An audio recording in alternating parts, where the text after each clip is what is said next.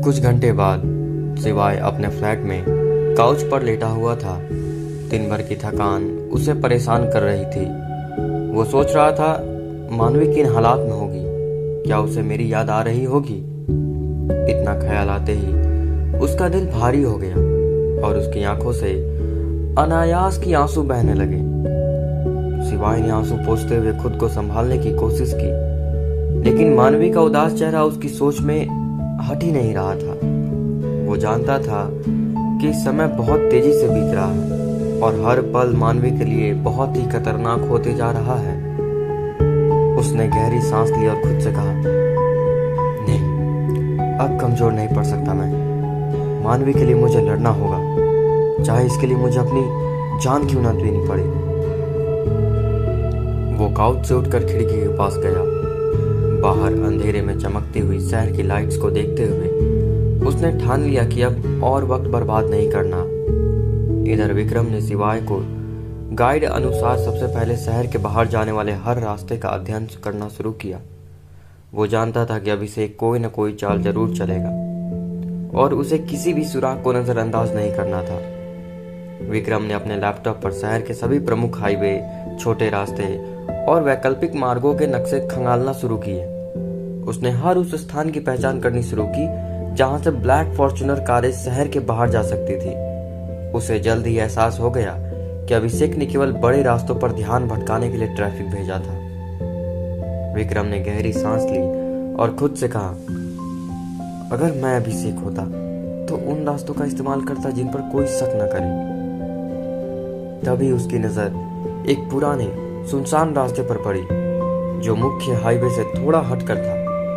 बगल में बैठे उसकी टीम के एक सदस्य ने कहा, यह रास्ता अक्सर कम इस्तेमाल किया जाता है और वहां पुलिस की गश्त भी बहुत कम होती है सर। विक्रम खुद से, यही कुछ गड़बड़ हो सकता है। इससे पहले वो कुछ कहता कि उसके टीम के सदस्य ने दोबारा से कहा, यह रास्ता शहर से बाहर निकलने के लिए सबसे सुरक्षित जगह है जहां से कोई किसी की नजरों में ना आए। इतना जानते ही विक्रम ने तुरंत सिवाय को फोन मिलाया। फोन की रिंग बजी। सिवाय ने तेजी से फोन को रिसीव किया। स्क्रीन पर विक्रम का नाम फ्लैश हो रहा था। बिना देर किए उसने झट से फोन उठा लिया। सिवाय, मुझे एक सुनसान रास्ता मिला है जो हाईवे से हटकर है। मुझे लगता है कि अभिषेक ने अपने असली प्लान के लिए इसे ही चुना होगा। सिवाय, तुम्हारी सोच सही हो सकती है, वहां पर नजर रखो, हमें कोई चूक नहीं करनी है। विक्रम, हाँ, तुम सही कह रहे हो। हमने जल्द ही उस रास्ते पर गश्त शुरू कर दी है, हर गाड़ी पर नजर रखते हुए। नीरज भी रास्ते में ही है, मैं दूसरे टीम को भी अवगत कर देता हूँ इसके बारे में। इधर विक्रम ने फोन रखते ही सिवाय को मिली चिट्ठी के अनुसार 40 ब्लैक फॉर्च्यूनर कारों को संभावित रूट्स का विश्लेषण करना शुरू किया। वो समझ चुका था कि ये कारें लखनऊ के मुख्य सड़कों से होते हुए कुछ प्रमुख इलाकों से गुजर सकती थी। विक्रम ने अपनी स्टडी पूरी की और तुरंत नीरज और शिंदे को जानकारी दी ताकि वो दोनों भी तैयार हो सके और जल्द ही ऑपरेशन को अंजाम दे सके। विक्रम ने एक एक करके उन सभी संभावित इलाकों को खाका खींचा जहां से कारें गुजर जा सकती थी। उसे एहसास था कि ये रास्ते भले ही बड़े और प्रमुख हो, लेकिन अभिषेक ने इन्हें गुमराह करने के लिए चुना होगा। विक्रम, नीरज और शिंदे को, सुनो, ये कारें लखनऊ के मुख्य सड़कों से होकर इन इलाकों में से गुजरने वाली हैं। हमें हर गाड़ी पर नजर रखनी होगी, लेकिन एक बात ध्यान रखना, पुलिस की मदद लेनी है, लेकिन सिविल ड्रेस में। अभिषेक के लोग हर चीज पर नजर रख रहे होंगे। हमें अपनी प्लानिंग इतनी सटीक रखनी होगी कि अभिषेक को जरा सा भी भनक ना लगे। नीरज, ठीक है भाई, हम बिना किसी बाहरी मदद के दिखावे की ही ये ऑपरेशन करेंगे। हम उन्हीं पुलिस वालों को शामिल करेंगे जिन पर हमें भरोसा है, जो बातों को लीक ना करे। अगर पुलिस विभाग की सारी टीम को शामिल किया तो शायद अभिषेक को हमारा प्लान का पता चल जाएगा। कोई ना कोई उसका आदमी जरूर होगा, तभी तो आज तक उसका केस सॉल्व ना हो सका। शिंदे, हमारी सीक्रेट फोर्स तैयार है, लेकिन उन्हें भी सतर्क रहना होगा। अभिषेक का हर एक कदम चालाकी से भरा हुआ है। विक्रम ने सभी को हिदायत दी कि कारों की गतिविधियों पर पूरी तरह से नजर रखी जाए और किसी भी संदिग्ध हरकत की जानकारी तुरंत सिपाही को दी जाए। हालांकि यह ऑपरेशन बिना पुलिस की मदद से हो रहा था, लेकिन टीम में सभी के मन में इस बात का विश्वास था कि वे इस बार अभिषेक की चालों को नाकाम कर देंगे। सब कुछ तय होने के बाद विक्रम, नीरज और शिंदे ने अलग अलग टीमों के साथ शहर के मुख्य मार्गों और इलाकों में निगरानी शुरू कर दी। शिंदे ने उसकी योजना के अनुसार अपनी टीम को रणनीतिक रूप से तैनात किया ताकि कोई भी संदिग्ध गतिविधि पर नजर रखी जा सके। शिंदे ने खास प्लानिंग की और कमिश्नर साहब से पुलिस टीम को बिना वर्दी तैनात करने की मांग की। कमिश्नर साहब हालात की गंभीरता को समझते हुए शिंदे की मांग से सहमत हो जाते हैं। कमिश्नर साहब शिंदे से, ठीक है शिंदे, तुम्हारी टीम को सादे कपड़ों में तैनात किया जाएगा। इस मिशन को गोपनीयता बनाए रखना बहुत जरूरी है। हमें किसी भी कीमत पर इस ऑपरेशन को सफल बनाना होगा। शिंदे ने अपनी टीम को हर संवेदनशील जगह पर तैनात करना शुरू कर दिया, खासकर उन रास्तों पर जहां ब्लैक फॉर्च्यूनर कारों की मूवमेंट हो सकती थी। शिंदे अपनी टीम को निर्देश देते हुए, याद रखना, कोई यूनिफॉर्म नहीं पहनेगा। हम सिविल ड्रेस में होंगे ताकि किसी को पुलिस की मौजूदगी का शक ना हो। हमारी नजरें हर एक गाड़ी पर होंगी और हमें इस बात का ध्यान रखना होगा कि किसी को हमारी प्लानिंग का अंदाजा ना लगे। शहर के मुख्य इलाकों, सुनसान रास्तों और संभावित एग्जिट पॉइंट्स पर शिंदे की टीम तैनात हो चुकी थी।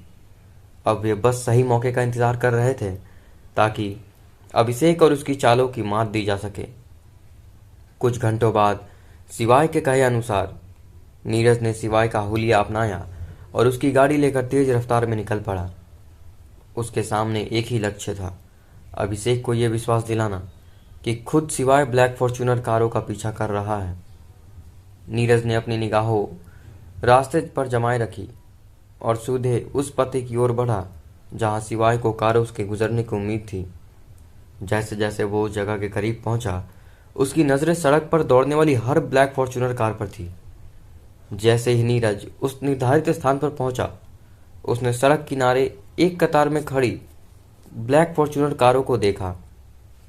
उसने गाड़ी धीमी की और सावधानी से उन कारों की गतिविधियों पर नजर रखनी शुरू की। उसकी धड़कन तेज होने लगी क्योंकि अब असली खेल शुरू होने वाला था। नीरज खुद से, सिवाय सही था, ये वही जगह है। अब देखना होगा कि मानवी इनमें से किस गाड़ी में है और किस पल अभिषेक की अगली चाल सामने आती है। नीरज ने इस बात का पूरा ध्यान रखा कि वो खुद को सिवाय की तरह पेश करे ताकि कार में बैठे लोग उसे पहचान ना सके और उसे सिवाय ही समझे। इंद्रप्रस्थ मार्ग पर आते ही नीरज ने 40 ब्लैक फॉर्च्यूनर कारों को देखा जो एक कतार में चल रही थी। उसने अपनी कार को उनकी कतार के पीछे लगा दिया और उनका पीछा करना शुरू कर दिया। नीरज की सबसे बड़ी चुनौती ये थी कि उसे ये पहचानना था कि उन कारों में से कौन सी कार में मानवी हो सकती है। हर कार की जानकारी जुटाना और सही कार को पहचानना उसके लिए बहुत कठिन था। नीरज खुद से, इन सभी कारों में से मानवी किस कार में हो सकती है? मुझे किसी भी कार को न छोड़ते हुए सतर्क रहना होगा। नीरज ने हर कार की विंडो और प्लेट नंबर को ध्यान से देखा ताकि किसी तरह की संदेहास्पद गतिविधि का पता चल सके। वो लगातार कारों की गति और दिशा पर ध्यान दे रहा था और किसी भी संभावित संकेत की तलाश कर रहा था जो ये संकेत दे सके कि मानवी किस कार में हो सकती है। इसके अलावा उसने अपने साथ लाए गए छोटे कैमरा और रिकॉर्डिंग डिवाइस का इस्तेमाल करते हुए कारों की तस्वीरें भी लेना शुरू कर दी। इससे उसे हर कार की पहचान में मदद मिल सकती है और बाद में किसी भी महत्वपूर्ण जानकारी का विश्लेषण किया जा सकेगा। नीरज, अब मुझे हर कार की बारीकी से जांच करनी होगी। एक एक करके उन सब पर नजर रखनी होगी ताकि हम सही कार को पहचान सके और मानवी को सुरक्षित बाहर निकाल सकें। नीरज ने पूरी सतर्कता के साथ और ध्यान से कारों का पीछा किया। वो जानता था कि ये पल मानवी के लिए सुरक्षा के बहुत महत्वपूर्ण है। उसने खुद को शांत रखते हुए सभी कारों को ध्यानपूर्वक निरीक्षण करना शुरू किया। उसे एक कार पर संदेह हुआ जिसकी खिड़कियां पूरी तरह से काले शीशे से ढकी थी। वो बाकी कारों से कुछ अलग तरह से चल रही थी। इधर कमिश्नर साहब ने मॉनिटरिंग टीम के साथ मिलकर नीरज की सुरक्षा पर निगरानी रखना शुरू कर दिया। उन्होंने विशेष रूप से इस ऑपरेशन की संवेदनशीलता को समझते हुए एक नियंत्रण कक्ष स्थापित किया। जहां से नीरज की गतिविधियों और उसके द्वारा की जा रही सभी प्रमुख कार्रवाइयों की लाइव फीड देखी जा रही थी। कमिश्नर साहब, नीरज का सुरक्षा पर पूरी निगरानी बनाए रखना हमारी प्राथमिकता है। वो हमें उसकी गतिविधियों की हर छोटी से छोटी जानकारी पर ध्यान देना होगा ताकि किसी भी तरह की अप्रत्याशित स्थिति में तुरंत कार्रवाई की जा सके। मॉनिटरिंग टीम ने विभिन्न कैमरों और ट्रैकिंग डिवाइस के माध्यम से नीरज की कार की स्थिति और उसके द्वारा देखी जा रही कारों की लाइव फुटेज पर ध्यान केंद्रित किया। वे लगातार नीरज से संपर्क में थे और उसे किसी भी तरह की आपात स्थिति के लिए तैयार रहने की हिदायत दे रहे थे। मॉनिटरिंग टीम कमिश्नर से, सभी सिस्टम ऑपरेशनल है। नीरज की गाड़ी और उसके द्वारा देखी जा रही कारों की लाइव फीड चल रही है। हम उसे किसी भी खतरे से पहले चेतावनी देने के लिए पूरी तरह से तैयार हैं। कमिश्नर साहब ने एक बार फिर नीरज से संपर्क किया ताकि उसे ताज़ा अपडेट और किसी भी संभावित खतरे के बारे में जानकारी दी जा सके। कमिश्नर साहब नीरज को, नीरज, तुम्हारी स्थिति पर लगातार नजर रखी जा रही है। यदि किसी भी संदिग्ध गतिविधि का सामना करना पड़े या तुम्हें खतरे का एहसास हो तो तुरंत हमें सूचित करो। तुम्हारी सुरक्षा हमारी प्राथमिकता है। कमिश्नर साहब की ये बात सुनकर नीरज को और भी हौसला दे गया। उसने सहमति जाहिर करके फ़ोन कट कर दिया।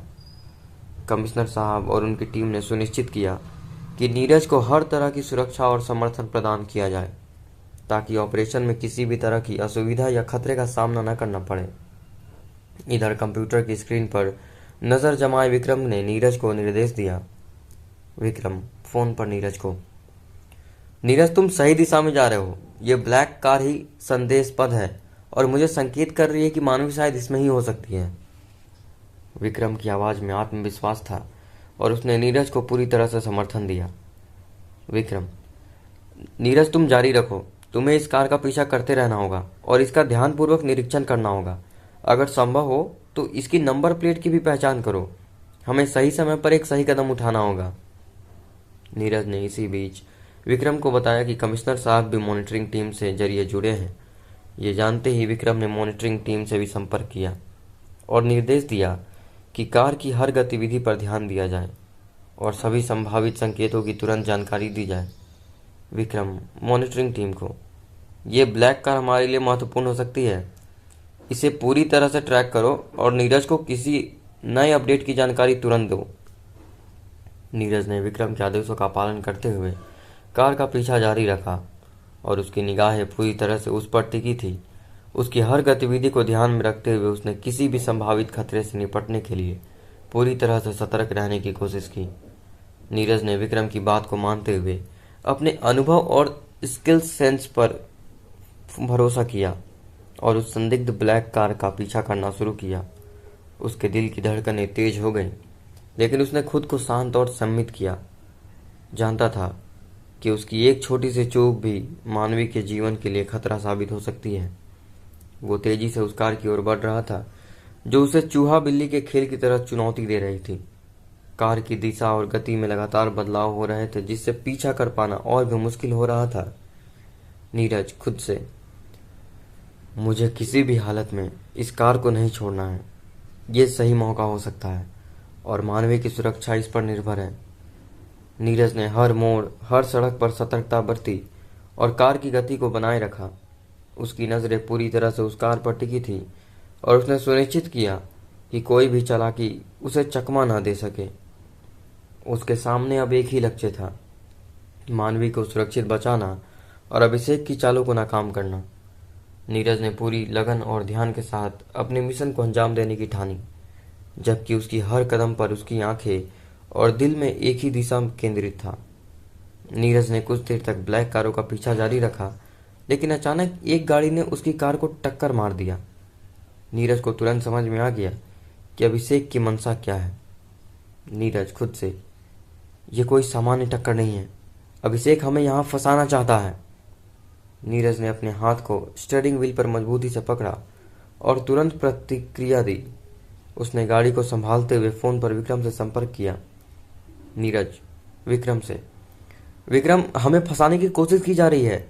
एक गाड़ी ने मेरी कार को जानबूझकर टक्कर मारा है। विक्रम फ़ोन पर नीरज से, समझ गया, वे जानबूझकर तुम्हें रोकने की कोशिश कर रहे हैं। सतर्क रहो और हमें तुरंत अपडेट दो। नीरज ने अपनी कार को सुरक्षित रूप से किनारे लगाया और फिर से ब्लैक कारों का पीछा करना शुरू किया। उसकी आंखों में दृढ़ निश्चय था और उसने खुद को पूरी तरह से संभाला। नीरज, अभिषेक की चाल समझने में देर नहीं लगी। अब मुझे और भी सतर्क रहना होगा। अगर मानवी यहाँ है तो मैं उसे खोज कर ही रहूंगा। उसने अब और भी सावधानी से कारों का पीछा किया, तय किया कि वो अभिषेक की चालों को नाकाम करेगा और मानवी को सुरक्षित निकालेगा। उसने सिवाय के जुनून वाले अंदाज में गाड़ियों को मात देना की ठानी, कभी आगे कभी पीछे। नीरज ने पास पहुंचते ही रेस शुरू की और मौके का फायदा उठाते हुए उस काली गाड़ी के साइड से टक्कर मार दी। ये टक्कर इतनी जोरदार थी कि गाड़ी पहाड़ी खाई की ओर बढ़ने लगी। नीरज खुद से, अगर मानवी इस खाड़ी में है तो उसे बचाना मेरी जिम्मेदारी है। यह दृश्य देखकर नीरज का दिल धक से रह गया। उसे डर था कि कहीं मानवी उस गाड़ी में ना हो। इस चिंता में उसके हाथ पांव फूल गए। नीरज अपने आप से, मुझे इंतजार नहीं कर सकता। जोश में होश खोते हुए नीरज ने अपनी कार को सड़क के किनारे रोका और बिना एक पल की देरी किए गाड़ी की ओर दौड़ लगा दी। नीरज दौड़ते हुए, मानवी तुम कहीं हो, मैं तुम्हें बचा लूंगा। गाड़ी खाई की ओर बढ़ चुकी थी और नीरज ने पूरी ताकत से दौड़ते हुए उस खाई की ओर बढ़ना शुरू किया। उसकी चिंता और डर उसे और भी तेजी से दौड़ने पर मजबूर कर रहे थे, क्योंकि उसे मानवी को हर हाल में बचाना था। इधर जैसे ही नीरज ने कार से बाहर कदम रखा, उस खाई की ओर दौड़ लगा दी। काफ़ी दूर आने पर उसने अपनी गलती महसूस किया कि सारी तकनीकी कनेक्शन टूट चुके हैं। सिवाय ने उसे इमोशनल होने को मना किया था, कहीं ये छलावा हुआ तो। लेकिन अगर इस कार में मानवी है तो। नीरज खुद से चिंतित होते हुए, कनेक्शन पूरी तरह से कट गए हैं।